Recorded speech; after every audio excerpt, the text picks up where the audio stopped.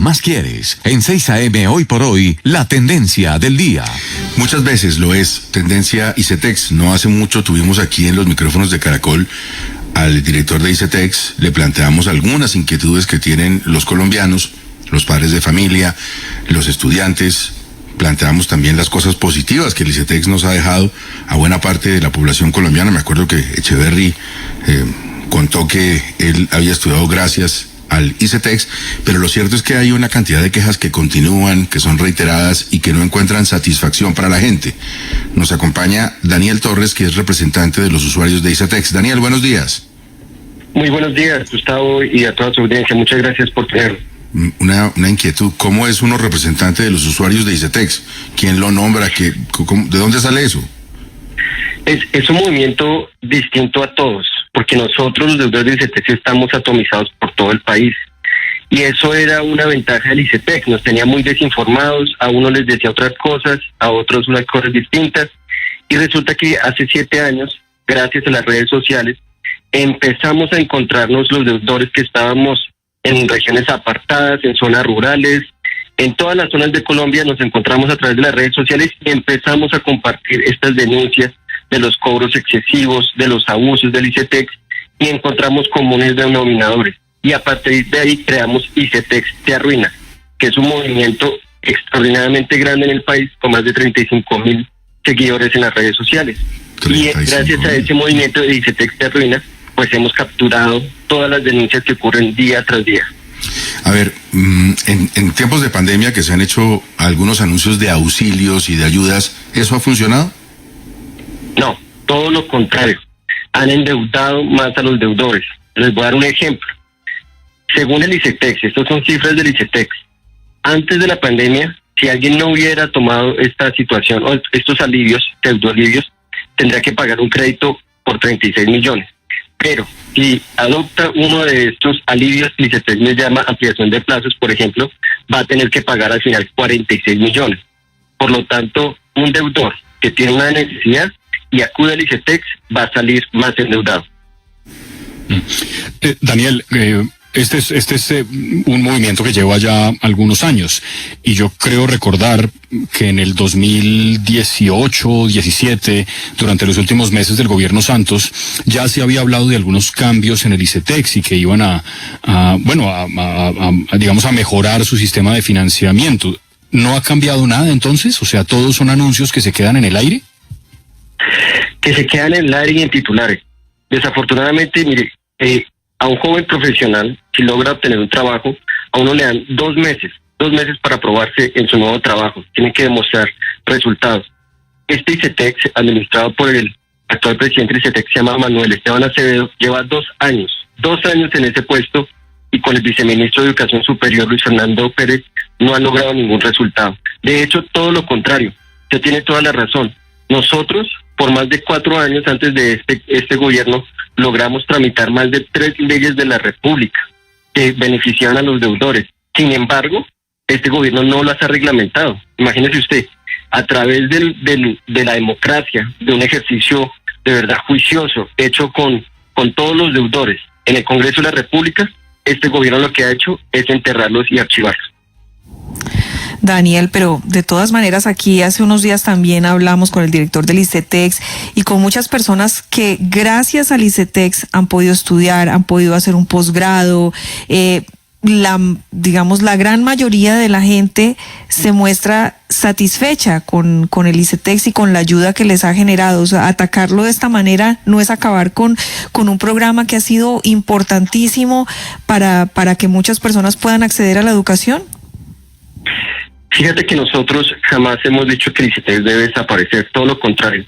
Nosotros valoramos ese ICETEX que hablaba en el inicio, que fue creado ya hace 70 años, que tenía unas políticas realmente sociales. Lo que ocurre es que el ICETEX se desnaturalizó desde 1992. Por ejemplo, no sé si tú sabes que el ICETEX desde esa época empieza a ejecutar el cobro de intereses sobre intereses. Eso es algo que es inmoral, se llama anatocismo. Ellos le cambiaron el nombre, pero eso es injusto, que un crédito de carácter social que debería ser los que otorga el ICETEX, porque son dineros del Estado, o sea, son dineros que nosotros, también de nuestros bolsillos, que conviertan solo en créditos de consumo. Y así como la capitalización de intereses es un ejemplo, muchas otras irregularidades ocurren dentro del ICETEX. Nosotros los deudores lo que estamos haciendo es defender a un ICETEX de hace 70 años, un ICETEX que había nacido con un propósito claramente social. Hoy en día es un banco. Y cuando te digo un banco, es que de verdad los créditos ya son impagables. Y yo sé que hay deudores que, por supuesto, algunos favorecemos unas situaciones muy generosas del ICETEX, como que son créditos de largo plazo, pero eso no puede justificar que uno tenga que pagar 2 o 3 veces el crédito. Sí, pero Daniel, esa transformación se tuvo que dar porque es que la gente no pagaba, porque es que el ICETEX se iba a quebrar si no se transformaba en un tema también bancario y no tomaba esas acciones, porque los que recibían los créditos no los estaban pagando. Pues fíjate, yo tengo que ser sincero con ustedes. El ICETEX tiene una solvencia de más del 60%. Ninguna entidad bancaria, ni Bancolombia, ni la vivienda, tiene una solvencia de ese tamaño. El ICETEX es digamos que es más una forma de ellos de vender de que necesitan cobrar esos altos intereses diciendo que se van a quebrar, cuando el ICETEX es una de las entidades que más utilidades tiene en el sector financiero. Todo lo contrario. Nosotros lo que vemos es que el ICETEX no aprovecha esa solvencia que se la hemos otorgado a nosotros los deudores, porque nosotros los deudores sí pagamos.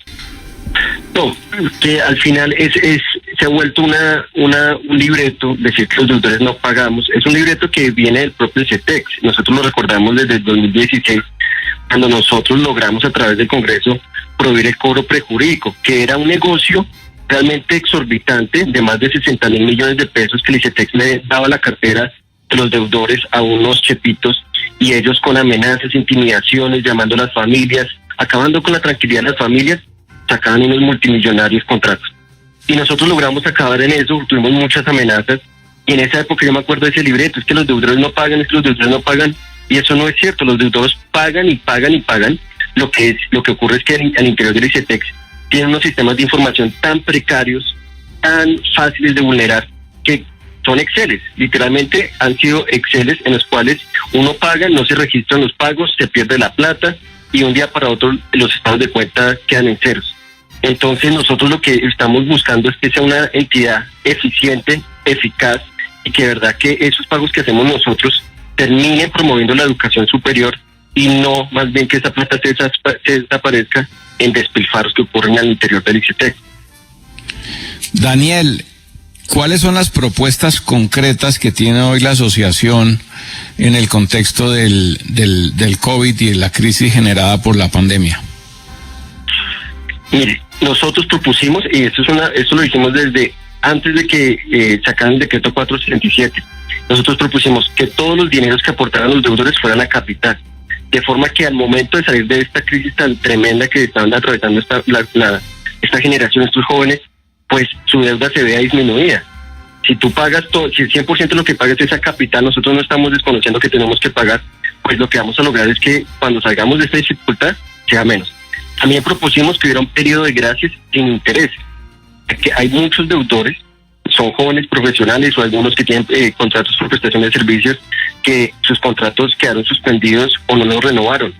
Pues claramente ellos no van a tener cómo pagar, y todos tenemos unas necesidades básicas: la alimentación, la salud, ayudar a nuestra familia. Son momentos en los cuales nosotros tenemos que rodearnos en familia. Y el ICETEX lo que está haciendo es dando un periodo de gracias con unos intereses altísimos, pero exorbitantes.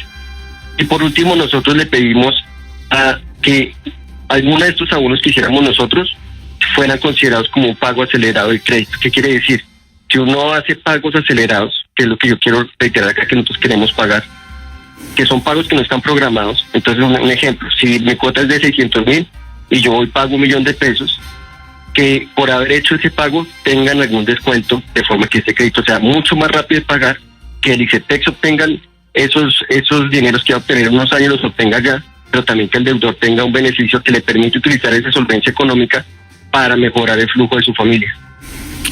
Es Daniel Torres, es el representante de los usuarios, muchos de ellos descontentos del ICETEX. Daniel, gracias por plantear estas inquietudes que seguiremos desarrollando. Nos interesa muchísimo el tema y hacer eco de las dificultades que tienen tantos estudiantes, muchos beneficiados, con mucha felicidad con el ICETEX, pero también otros que tienen unas quejas que son del todo comprensibles y que ojalá tengan solución. Gracias, Daniel.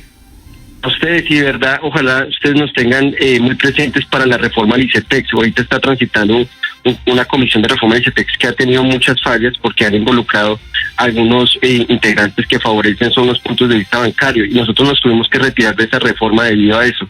Pero pues, por favor, ténganos a ustedes siempre en el radar porque vamos a cambiar la educación para bien o si dejamos que las cosas continúen como van, se van a empeorar las situaciones para toda una generación de jóvenes. Muchas gracias.